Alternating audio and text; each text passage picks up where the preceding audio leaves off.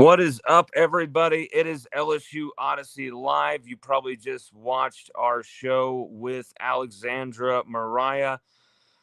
Amazing podcaster. We got to get those links to you as well as soon as possible for you to see what she's got coming in the pipeline because really good podcast. Here's the thing. I did not even know she did a podcast. I click on the thing. I'm like, oh my god, she did, because I went to follow her when I got my new Twitter account. I'm like, oh my god, let's see this thing, and I'm listening to it while I'm at work, and I listened to that whole damn thing without even like really like I was in a kind of a trance listening to it.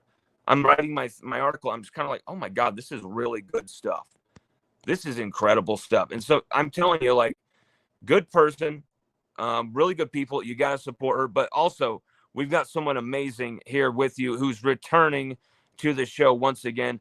I mean, we can't get enough of this guy. Enough of this What's guy. going on, Lonn? His name is AP. AP in the house. What's What's up, going man? on, man? How you Nothing doing, much, man. Just living good on this good Thursday evening. Following Mardi Gras. dude? How's your Mardi Gras?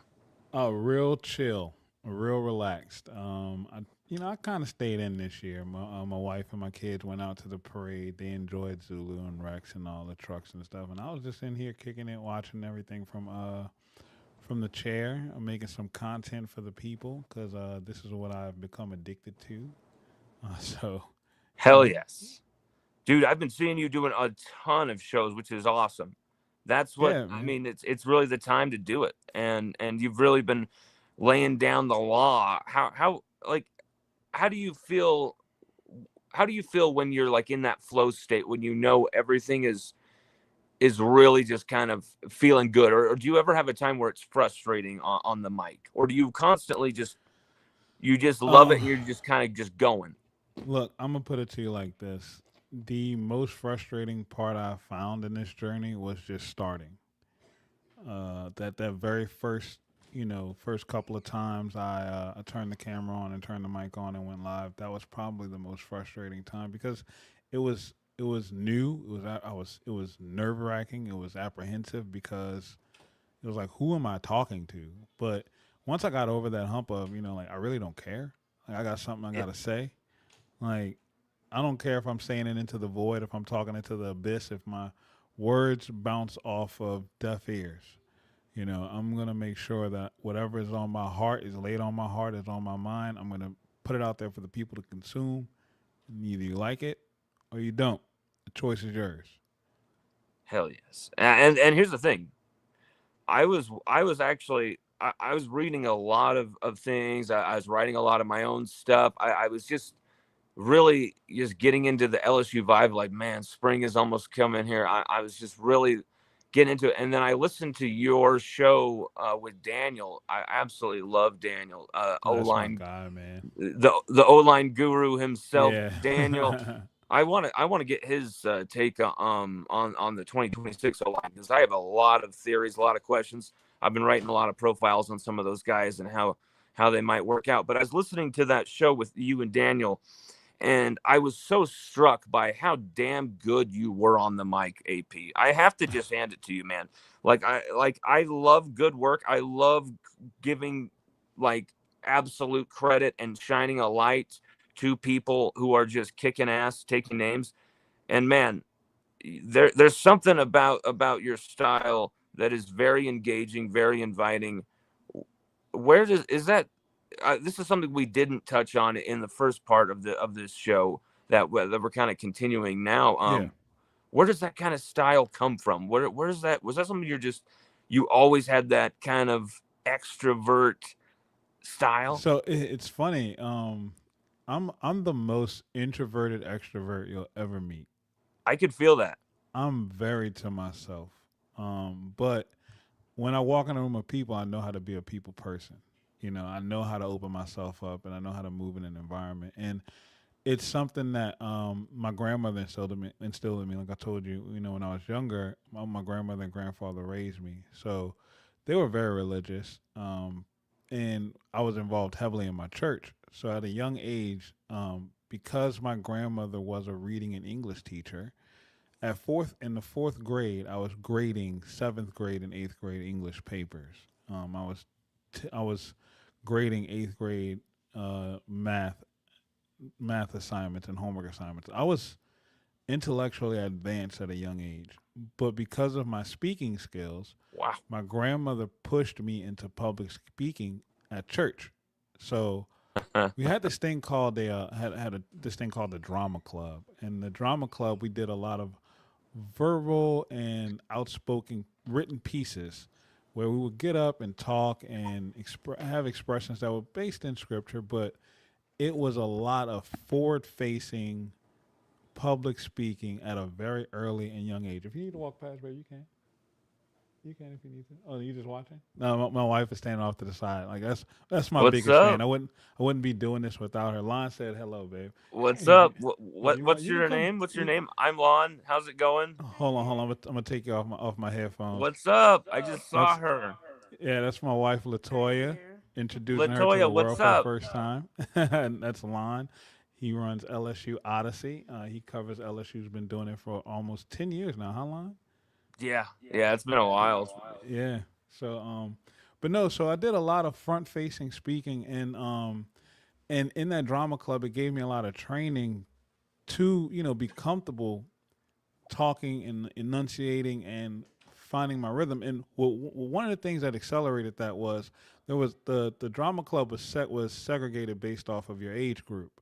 So younger kids did like a lot of stationary things, and you held a paper and you read off the paper to the congregation, and the people would clap. But I'm a very competitive person by nature, right?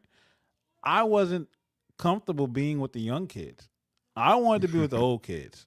I wanted to be part of the group that was like hiding in the audience and you never know where they were going to pop up and they were just saying like great things, making verbal strong expressions. So what I had to do was to separate myself from the younger kids, I started memorizing my pieces. So I get up without my paper and I'd start speaking my piece without the paper, and then I started walking around. And then the people who were over the drama club said, "No, we're gonna put him with the older kids." And Ah, that's like so. Then I got comfortable doing those different things, and making public presentations and all that stuff like helps me here. It's translating to this point now, and I can tell you right now, honestly, I think I suck. Like I still feel like I have so much more to learn, and get better at. no.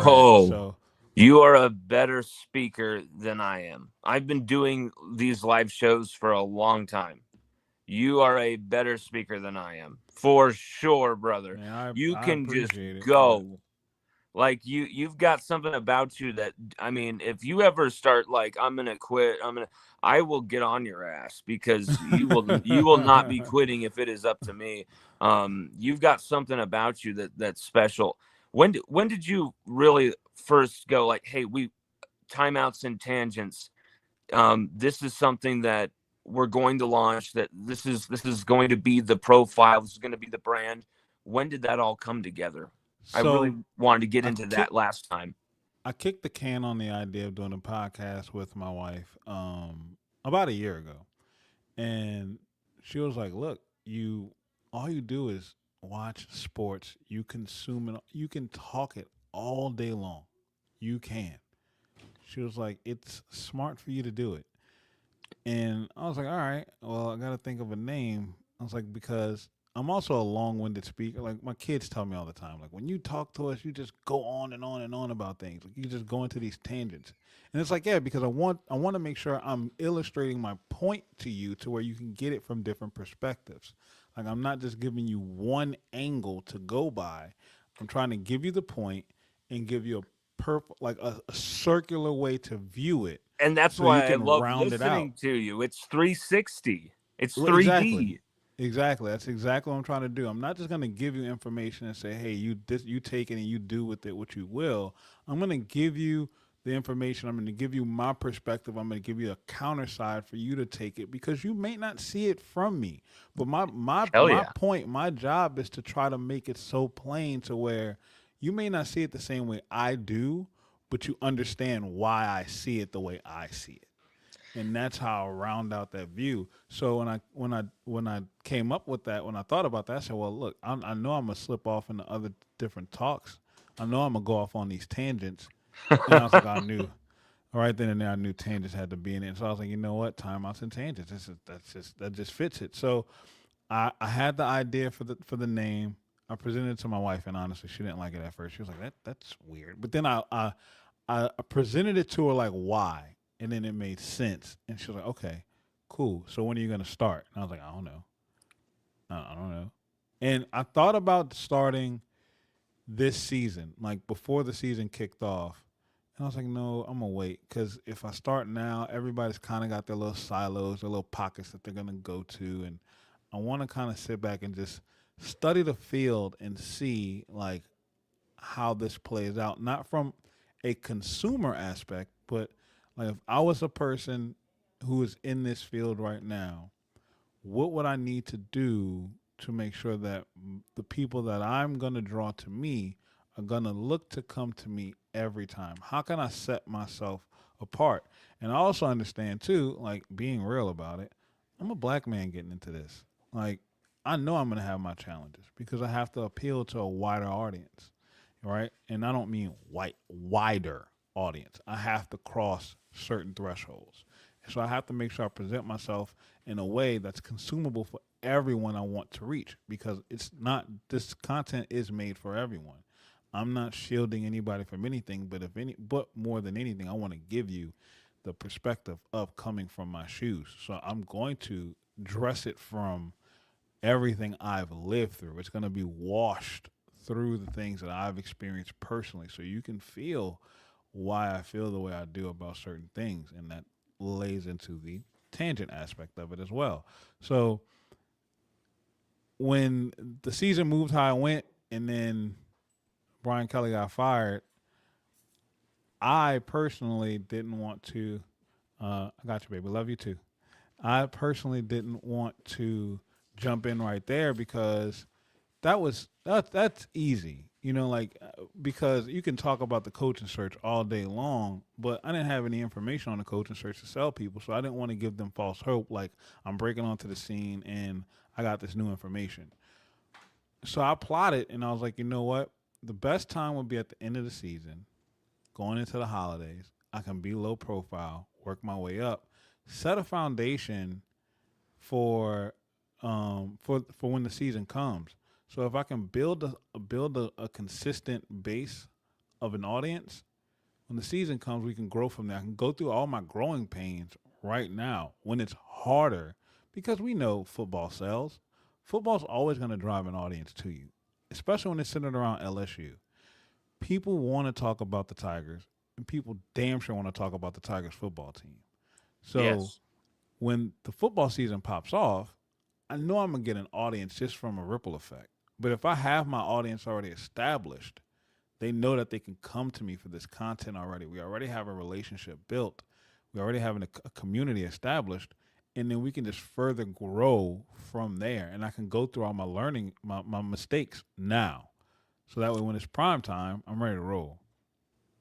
Man, that's why I think you've just got something about you that I think is destined to last in this business because it's about longevity, and I think there's just I just got a really cool feeling every time I listen to you talk, AP, because you do take the listener kind of on a ride of figuring it out. First, it's kind of like, well, let's figure this out together, and then it's, damn, that's what I think it is, and this is why. And I love that show you did with Daniel the other night, and I definitely want to listen to a lot more because I want to get more of kind of your style. It's such a really interesting style to listen to. It's not just let me tell you how it is, blah blah blah. It's a very, like we said, 3D type of vibe. But A lot of that approach too, line. Not to cut you off, I'm sorry, but a no, lot of you're that good, bro. approach too comes from, like I consume like my favorite rapper is Kendrick Lamar, Yes. and it's not because it's this quick McDonald's type of processed music that like Drake gives you. And don't get me wrong, not saying I'm a Drake hater. There's a space for Drake. You know what I'm saying? Like there's a space. Everybody goes to McDonald's. It just is what it is. Just about everybody on this planet has been to McDonald's at least once. But if you consume McDonald's every day, it's gonna kill you slowly. So I want that Kendrick Lamar type of type of approach. So I want to make sure I'm making you think as we're having fun throughout this experience. Like, I want to give you something where you walk away feeling like, damn, that was good. Like, I never thought about it like that. But at the same time, you don't even realize that you're thinking your way through it. We're talking it out. Well, seriously, for me to be writing an article while listening to that and like kind of stop writing and listening to you guys like intently, not just like I'm gonna listen to support, but really was like, what the hell? AP is going off here. Like, dude, it was very impressive. I I just have, appreciate it, Lon. Thank you, man. and I gotta let the people know that and put that on the record. I'm pretty sure I've said that before, but damn, dude. Um, Now Kiffin, this is someone we Yes. talked about before in the last show, but only about, which was interesting, that we talked more about him as a person than as a coach. Yep. And so now, man, you said it like much like myself. You wanted LSU to hire him in November 2021. Yes. Do you think they did the right thing, kind of skipping over Lane until now? Do you think that was the right move, or how do you think that would have I worked mean, out? hindsight being 2020, yeah, obviously. Because selfishly, you want Lane when you wanted him. I mean, there's a reason why I wanted Lane Kiffin to be the coach in 2021, right? Like you knew he was going to be explosive. However, that Lane was a double edged sword. He was Dr. Jekyll and Mr. Hyde. He still wasn't ready for the full weight of the responsibility that came with being the head coach at LSU. There was still years of, I mean, at that time, Lane was still what, 46, 45 years old? Yeah. Like, he was still relatively young. He still had to go through a maturing process. And you can see that now, right? And that's what made that waiting period for both sides. Because even then, I don't think the buy in from the administration would have been as structurally supportive as it is now. No, Like, no, no. you hear me talk about it a lot if you listen to my content. There's a level of unity that's taking place that we have never seen at Baton Rouge, at LSU, or hell, for any college before. Most of these Power Five programs, especially the big ones, the Michigans, the Texas, the Notre Dames, they kind of operate on an island all alone on their own. Do they have influence within the government? Of course, yes, obviously they do because they have boosters, they have alumni that all run in political circles who do dovetail and give back into the government. I mean, give back into the university. However, how many people can say that their governor is all the way tapped in with the flagship school of the state? Probably nobody. I mean, we talk about that. We talk about the deal for the jersey patch, right? Isn't it ironic that that's a 7 year, $54 million deal? Is that coincidental? Nope. No, no, it's not. Like, like this is what I'm saying. Like we have a level of buy-in and alignment that nobody can replicate. It's it's it's It's an crazy. unfair advantage, and everybody likes to joke on Louisiana, saying, "Oh, Louisiana doesn't have the money." I was part of that group. I was there. You can put it on the record. I admittedly thought and believed that LSU doesn't have the money to compete with these big dogs. They don't. I knew we did, but I knew it wasn't going to LSU like it should. And it I was kind of private donors here and there, getting right. under I the table here or there, but not a full I fledged didn't partnership. right. I didn't think that the level of commitment required was ever going to be there. I knew we had money, Oh yeah, right? I mean But you can see it. All the refineries. exactly, there's money in Louisiana. You produce oil. There's money. Not only do you produce oil, you have the market on seafood. You have Yes. one of the leading port, the biggest port in the world coming through the Mississippi River. You have money. The state has money. It's just where does the money want to be spent? We didn't have people who could really bring all of that together until now. Until now. Man, So then hiring Lane then would have been a great thing, but it would have had its downfall too. Well, do I think Lane would have ended up like Brian Kelly? No, I think if Lane would have been hired then, he still would have been at LSU. He still would have been successful, but he probably would have been looking for another exit. This may have been the year that he left too to go to the NFL, right? Because he just wasn't getting. He could could have be. could have stretched out with the way that the administration was set up. But now, instead, he doesn't need to go to the NFL right now because he's taking the approach and treating this program like a professional organization. Absolutely. You can feel it from the top to the bottom. And that's what every player I talked to has told me. Like, bro, like we felt like we were pros when we just signed LSU and we came here, but it never felt like there was a pro commitment day, day, day, every single moment of every day. Now that's here. Now that's Yep. been stamped in and there's a vibe change. You You know, no go oh, ahead. sorry, AP, I cut you off.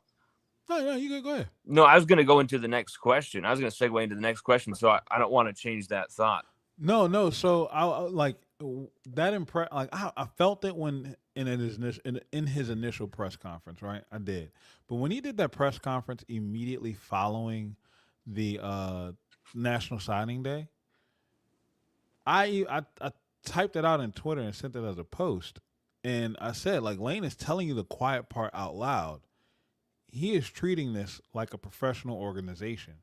And LSU, you should be proud because people are going to attempt to model his approach.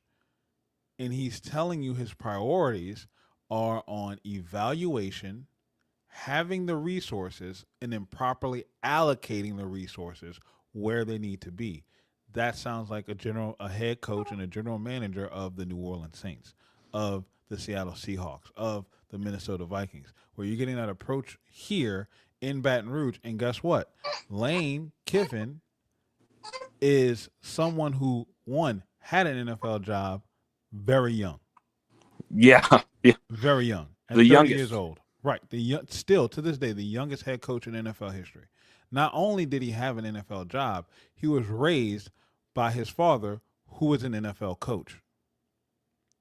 So he's been no other college head coach has the foundation of professional knowledge of running an organization like Lane Kiffin does.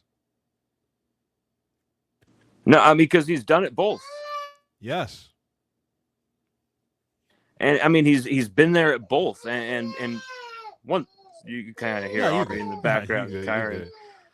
Um, but AP, where would LSU be had they continued down that road with Brian Kelly and not hired Lane Kiffin? What would that have looked like? I think this would have been a seminal fracturing point for the for the program. We would have seen a decline, almost going back to the Jerry DiNardo days, where you're kind of relevant, but you're not a serious contender. You're living off the success of the past. Really, no true hope for the future. You're questioning every single decision the administration makes, and who wants to live like that? Because then you end up in a point you'll end up in a point somewhere where you're like the men's team and just apathy just sets in, and you can't have that in this type in with this type of program. And credit to Scott Woodward, regardless of why the reasons why, regardless of how it went down, still being able to make the decision when he did was the right decision. Firing Brian Kelly that Sunday morning after Texas A&M was the right decision It because had to had it happen. gone on, it had to happen. If it would have dragged out any longer, the fan base would have turned, the boosters would have started drying up the money, and it would have been a you would have started digging a ditch for the coffin to bury it. It would have been bad. You would have had the tombstones on the yard type of thing going on. Yes. Um, but this 2026 LSU, we talked about this historic portal class, AP, but who is in your mind the most critical non-quarterback? Because I'm sure Oh, that's Levitt easy. Yeah. Levitt will probably be that one, but the most I'm going out. non-critical. I'm going outside of. I'm gonna give you something, Lon. I'm gonna give you something, and nobody's talking about this, but I'm gonna say it. LSU automatically frontline headline news has the best quarterback room in the nation, by none. But I'm gonna tell you that I think we quiet as kept have the best running back room in the nation. You could say that because, dude, the guys we picked up, Racine Guillory, all these guys, Gainey, they come from some big schools. They Not were only kind of that, thrown away look as big at schools. how they complement each other. So Yes. you missed out on Keywan Lacey, and that honestly that may be the biggest blessing in disguise. And here's why: you're able to retain Harlem Berry, which I don't think Harlem Berry was ever leaving. So you would have paired Keywan Lacey with Harlem Berry. Great 1-2 punch. Cool. However, you're able to get back Caden Durham. Yes. I think we are going to see him live up to the expectations that we had for him this year. Here's why. You have a difference makers in running back coach at Kevin Smith. You have difference makers on the offensive line coaching staff in Eric Wolford and James Craig. You've recruited elite level offensive linemen, which will give Caden Durham, who is a one-cut runner, north-south backfield threat, the holes he needs to make the cuts in the gaps that he needs to go to. Now, what up, Paul? Thanks for being here, my guy. Appreciate it. Now, Paul, brother. Now, you look at the piece that no one's really talking about. My favorite pickup, Dylan Jones from Wisconsin. Who was Keywan Lacey before Ole Miss? What do you mean? Who he was? Did he? Yeah. Did he who was different? Keywan? Who was Keywan Lacey before Ole Miss? He was a relative unknown running back that transferred from Missouri. I was about to say, was it Miami? I was about to say Miami was the guess, but it was Mizzou. The fact that you even have to think about where he came from is proving my point right now. Exactly. He barely played. But here is Dylan Jones, who was a Big Ten starter at Wisconsin. And the only reason why his season got cut short was because he had a turf toe injury. Yes. This kid is your downhill contact-seeking running back to break tackles at the line of scrimmage, which your other two backs can't do. Harlem Berry is very explosive. He's your elusive, game-breaking, game-changing, field-tilting playmaker on offense. Yes. Caden Durham will make plays that shouldn't be made plays. But when you need to get yards, Dylan Jones is the guy you're going to turn around, hand the ball off to, and say, go make 3 out of 1. Go make 5 out of 3. Dylan Jones is going to be the piece that we need. And that is why Sledgehammer. I think we have the best running back room in the country. You Not know just what? in the conference, wow. in the country. Here's the thing, man. There's Caden Durham had 1,000 total yards as a freshman. And Harlem Berry barely got the ball and did that. So there's production to back this up. But also, dude, I was actually writing a profile on the running backs, and I was starting to get into his film. Dylan Jones, right? Dylan, am I getting the name right? Because some of these guys, Dylan Jones. There's Trey Brown, there's Trey Wilson, there's and he so spells many it of funny. He spells it with a Y, Dylin. Yes. There's so many of kind of the same names. Like there's Jalen Brown, there's Jordan Brown. There's a lot of the same names. But Man, his film reminds me of just some of those sledgehammer running backs of LSU's past. LSU haven't had a guy like that in a while, at least a guy that has been successful. A lot of shying away from contact, or a lot of like seeking contact when you should just be hitting the hole and then making the contact. So I love your analysis right there. Everybody, that's why AP is good at what he does right there, is because you get analysis like that. A guy that I wasn't thinking of, a guy that maybe you weren't thinking of, but a guy that AP damn sure was thinking of, and that's a dude who could be a difference maker in a Lane Kiffin offense for sure. Yes. With that rushing attack that Kiffin's never had a rushing attack outside the top 40. Never. I looked it up. Never.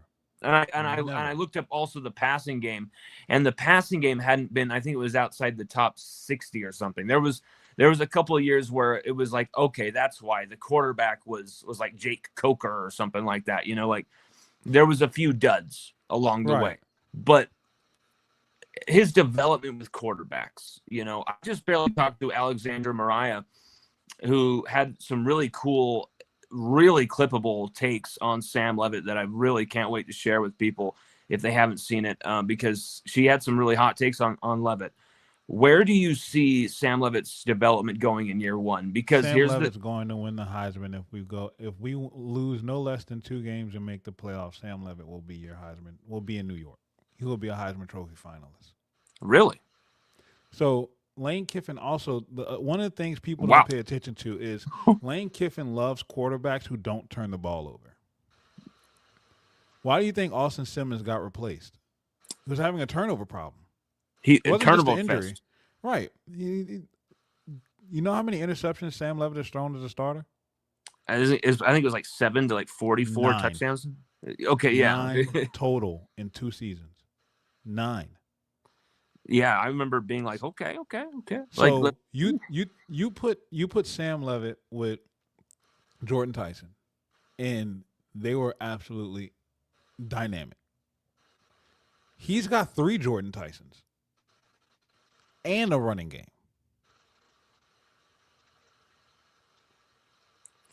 Man. And look, don't get me wrong. I would have loved to have seen Trinidad Chambliss in purple and gold, but I wouldn't have been as excited as I am to see Sam Levitt in purple and gold in this Lane Kiffin offense, because I've seen Sam Levitt with Kenny Dillingham, and no slight to Kenny Dillingham. I was literally posting, "Get silly with Dilly" if we weren't riding the Lane train, right? Like I wouldn't have been mad if we'd have brought Kenny Dillingham over here. Wouldn't have been mad at all. But you've seen Sam Levitt with Kenny Dillingham. We know that Kenny Dillingham is the Coke Zero version of Lane Kiffin. I mean, he might be like the caffeine free as well, like caffeine free. Pepsi I wouldn't do him that bad. Caffeine free is relatively non-existent. At least Coke Zero got some pop to it. You know what I'm saying? It ain't quite Diet Coke yet, but it's still, it's like Coke Zero when you see one. You know what I'm saying? You can recognize a Coke Zero. I'm sorry, Dilly. I shouldn't have done you that bad, bro. So we've seen him with Kenny Dillingham. So what the hell is this kid who came into the transfer portal with a Liz Frank injury and was still rated the #1 overall player? What is he going to do with a guy like Lane Kiffin, who's taken relative unknowns like Matt Corral, Jackson Dart, and now Trinidad Chambliss, and turn them into viable, draftable quarterbacks on the next level? It's incredible. For this, just the wide breadth and different profiles of quarterbacks he's been successful with. I mean, a lot of these coaches are only good with running quarterbacks, only good with that. It doesn't matter. He makes it work. And making some of these players who were on the 2025 LSU Tigers team work, because you needed to retain some of these guys. I think it was very important to retain some of these players as part of the fabric of this next era. Who do you think was like the most important 2025 LSU Tiger to retain? outside, I'm not gonna list the obvious, like Harlem Berry, and Oh, then you can list any of defensively. them. I don't want to. Those are easy. Harlem Berry, DJ Pickett, those are easy.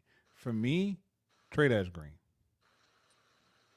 Lane Kiffin has never had a Trey Green. Remember what I said about Jordan Tyson and Sam Levitt. Yes. Okay. You So think about.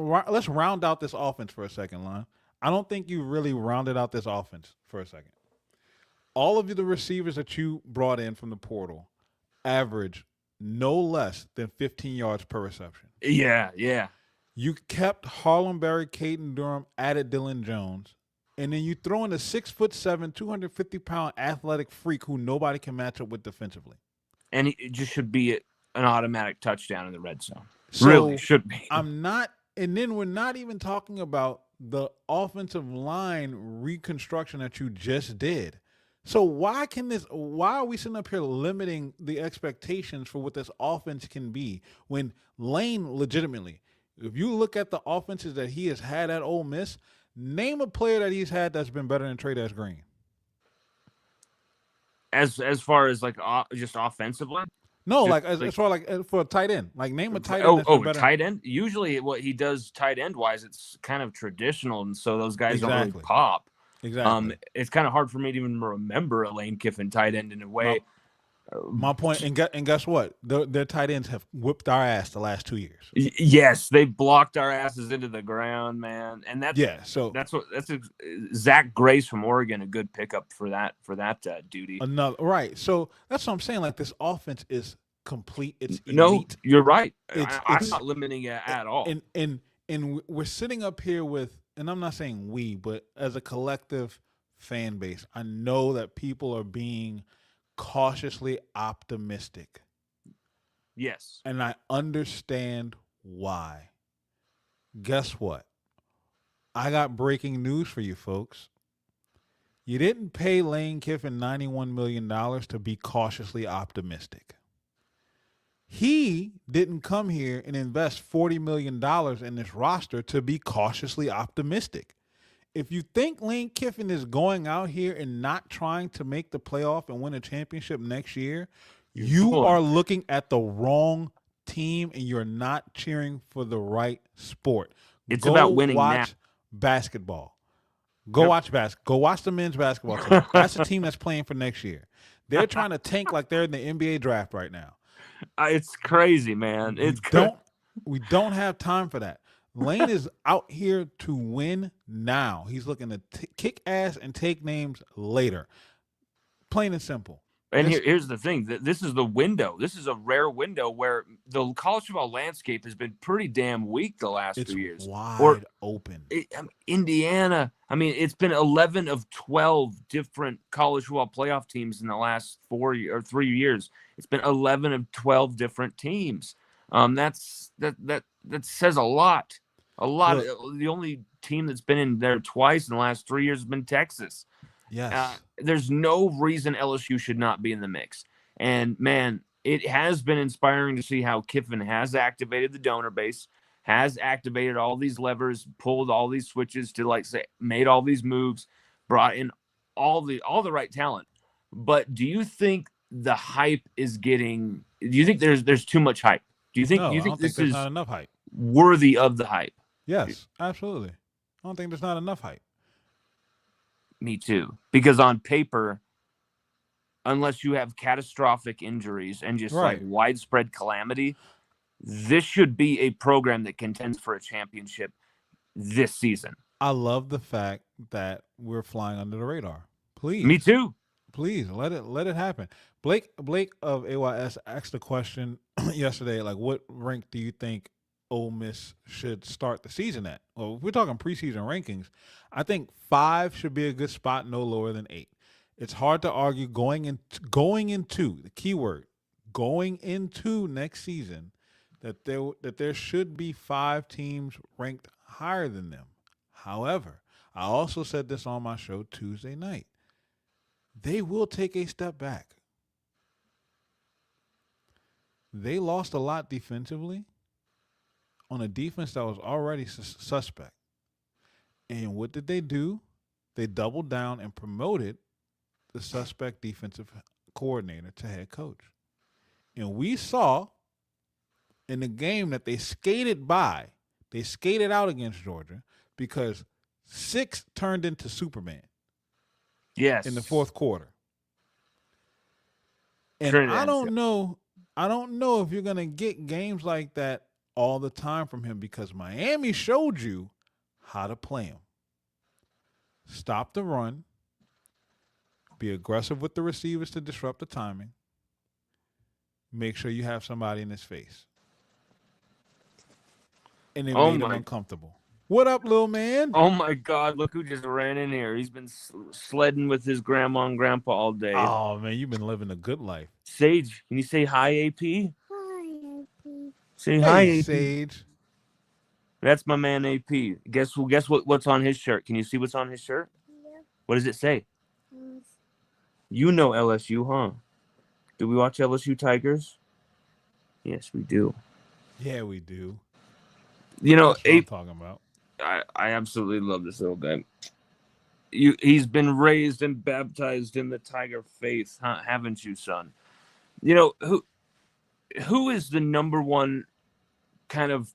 I know I've kind of asked some of these questions, but I really love kind of getting this microscopic take on just players instead of the 10,000-foot position group stuff. Right. I loved like hearing your take on Dylan Jones. So another who is like offensively and defensively, who is the number one player that you've got your eyes on? Like maybe we can avoid Levitt since we've already talked about him. But who was that, like just the number one overall dude that you're just like, that's a guy that like I'm really thinking is going to dominate this year? I am so excited to see Ty Benefield. Yes. I am Yes. so excited to see Ty Benefield. Me too. The dude was a game wrecker at Boise State defensively. And you lose a guy like AJ Halsey. You lose a guy like AJ Halsey, and you don't really know where that not the production is going to come from, but the attitude, the swag, the intangibles, that charismatic approach to it's going to be my dead body on this field before I let you score. Yeah. Yes. That is what Ty Benefield is about to bring to this defense. And then you pair him with Whit Weeks, TJ Dotery, and Princewell Umami-Yellen. And you're going to have some heat-seeking missiles on defense that's looking to pop people. A very fast, very like frenetic defense, and that's the thing. There's speed everywhere all over this defense. Yes. Benefield over 107 tackles, 16, I think actually 17 total TFLs in the last 2 years. Man, as a safety.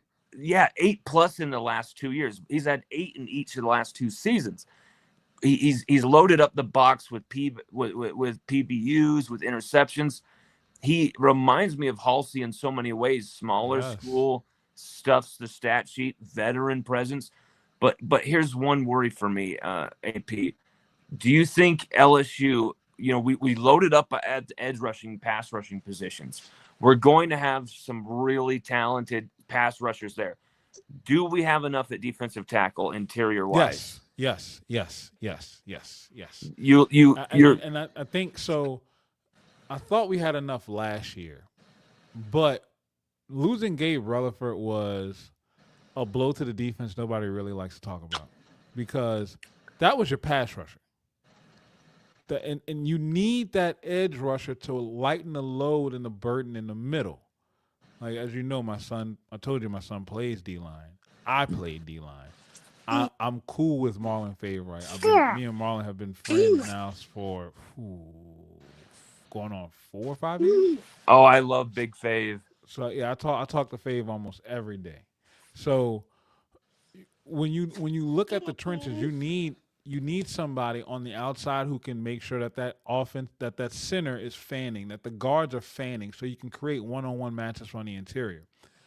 You didn't have that, right? So the tackles are locking up on the edge, and when they're doing that, guess what? your interior guys are getting double teamed. Yeah. So they're not. It's hard for one man to beat two, and the center can come off and help. There's really nothing that you can do outside of just like Indomik and Sue to So beat that. So I so think with the additions that we have on the edge and Gabe Rutherford coming back, guys like Don McKinley, Stephilian Green, um, and the guy that we got from Auburn are all going to be real big difference makers because of Brockton or what is it we have. Blockton? Yeah, Blockton. Blockton, Malik Blockton. Yeah.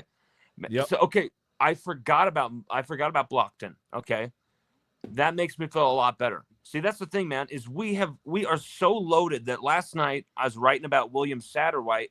I forgot about Devin Harper also coming from Ole Miss, and I'm like, Yes. damn. Okay, I forgot about him also coming, and then now we forgot about Malik Blockton, and it's like, dude, this transfer portal class is I don't like you said. I don't even know if the hype justifies how loaded this class actually is. How big It. time the upgrades are. I'm telling you, it's not getting enough hype. I mean, we haven't won a game yet. We haven't played a game, but on paper, in talking season, in an off season, when you can look at what you've got on, like, how can this team not be anywhere, outside of the top 5 in a ranking, top 10? When you talk No, they about won't be because you've got the number one quarterback, there's a lot of prove it. There's yes, a lot of prove it, and in this, I think we're gonna come in ranked anywhere between 8 and 12, anywhere between 8 and 12, and that's fair. that sounds Hopefully, right. honestly, I want us to be ranked 13. Me too. I Just want kind us to of be, yeah, I want us to be ranked right in the disrespect. middle. Yeah, please, please, please keep sleeping on us. Please, please keep sleeping on us because there's nothing scarier than standing in the mist and seeing a train appear out of nowhere. We have to clip that shit. That is amazing. A train coming out of nowhere, and it's the Lane train coming for your soul, baby. Like, seriously, here's the thing though. Lane isn't coming here for a project. No. This is a win now sensation. This is a win now vibe. This is a Look, win now program. Lane has been at a school with 3 letters that ended in a U before. It was Yeah. FAU. No, he's at LSU now, and he knows the pedigree that he's at. I said this before on a previous show.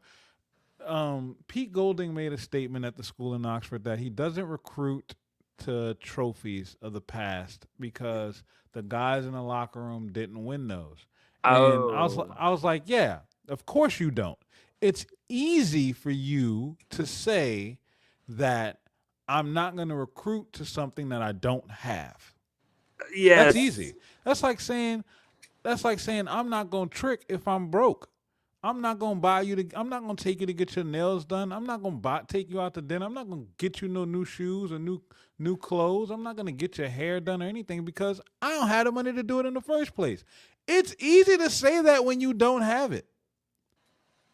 But he made that statement, and the first thing Lane did when he walked in the football ops in Baton Rouge was take a picture of the trophies in the trophy room and post it. Because Why? that's the standard. That's the standard. You recruit to what you have because you're letting the players know what the expectation is. We slipped from here and you are being brought here to get back to that. If you're not pushing to be the next Heisman, the next Biletnikoff, the next Thorpe, the next national championship winner, the next Joe Moore Award winner, the next Dick Butkus Award winner, you need to get the hell out of here because Baton Rouge ain't for you. Need not apply. Need not apply if you're not looking for that. If you're not hunting for that. And that's the thing is LSU wasted a lot of years where we left a lot of championships on the floor the Yes. last few decades. And there's something about this era. Who knows how long it's going to last, how long Kiffin will be here, how long this energy can keep going, if it will generate into wins, all of that type of stuff. You need a lot of elements outside of just what we have now. Look, I'm But gonna tell you right now. I'm gonna clip that. I'm making a video. I'm working on a little video project that I'm gonna drop on Sunday night, and I'm gonna clip this because I said this before. The further we get away from this thing, the more the people in Oxford are going to realize and come to understand that LSU is a better job. Oh God, yes. And you even have people starting to say now that Lane at some point will win a championship at LSU. I wonder why. And they even said it about Kelly. Even people who didn't even believe in Kelly, they said that he would just stumble into one because it's LSU. So you got a guy who And he does almost did. He he almost did. he should He have. literally almost did had he not hired Matt House, which was the dumbest decision that he made in his tenure. It's what set the ball rolling to where we are today. Thank God. Because if he would have had a Durante Jones at DC, that 23 team wins a natty by far and Absolutely. away. It like even if you fire Matt House after like the first, second loss of that season, you replace him in the interim. You keep Whit Weeks starting over Omar Spates, who is not right for Yes. that team at the moment.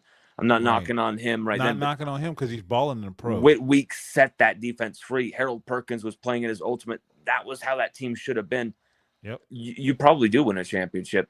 Um, AP, my final question for you, brother. And then we'll wrap up for tonight. But let's keep this going. But Absolutely. AP, where do you see? This is kind of a crazy question, I think, but I think it's something that I want you to really visualize and kind of see it as something that is attainable, that is possible, that is something that you know you can work for and get. Where do you see timeouts and tangents, or even just yourself in this future, this career path that you've taken? Where do you see it going? Well, my ultimate goal, like I've said, I told my wife this. Like this is a passion project. This is something that I'm doing, but I love doing it, and eventually, I want this to be my full time career. I'm going all in now, so at some point, this can change not my life, but my wife's life. So she can see that the sacrifices that I'm making now will pay dividends down the road for her later. And she is a full partner in this with me from the business aspect and everything. Like it is me and her. That's my ride or die. Y'all may see my face, but behind the scenes without her, I'm not here. So my goal is to be not the biggest voice, but one of the most seminal voices for LSU. And not just for LSU, but for the state of Louisiana. I want when people think of Louisiana sports, I want them to think of AP. Plain and simple. I want them to turn to me and I want them to say, I know that this guy's going to give me a real, authentic perspective and it's going to be honest and from the heart. Man, Latoya, you heard it here. All credit and love to you, and same thing for Chelsea, man. Same thing for Chelsea. It's the Yeah. same thing that we're pushing for, man. Is it's not just like this, hey, we want to get this for our egos. This is to change our lives. This is so we can change our families' lives. This is so we can have a career, a future, doing something that we love. And that's just what everyone wants to do. That's the dream, is that you do something that you can provide for And your family, you can live comfortably, and you are doing something that you love.